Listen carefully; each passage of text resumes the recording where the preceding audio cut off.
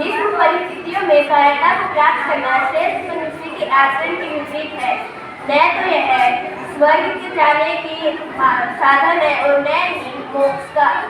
बड़े ही शोक की बात है कि हम लोग अपने ही स्वजनों का नाश करने को तैयार तथा राज्य और संस्था के स्कूल में अपने ही स्वजनों का नाश करने को तैयार है। हे अर्जुन, भय मत कर, अपने कर्तव्य का पालन कर, यही श्रेष्ठ मार्ग है। मन में कोई प्रश्न है तो पूछो।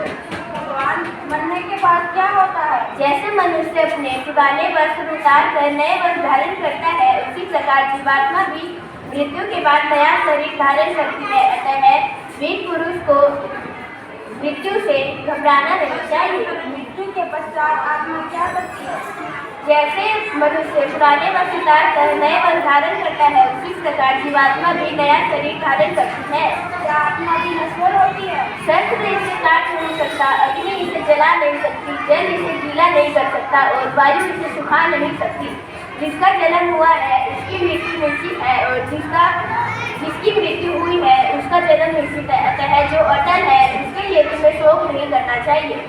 वासुदेव, मृत्यु क्या है? जीवन का अंत? परिवर्तन संसार का नियम है। जिसे तुम मृत्यु समझते हो वही तो जीवन है। एक ही क्षण में तुम करोड़ों के स्वामी बन जाते हो और अगले ही क्षण दरिद्र हो जाते हो। अपना पराया छोटा बड़ा मन से मिटा दो, फिर सब तुम्हारे हैं और तुम सबके हो।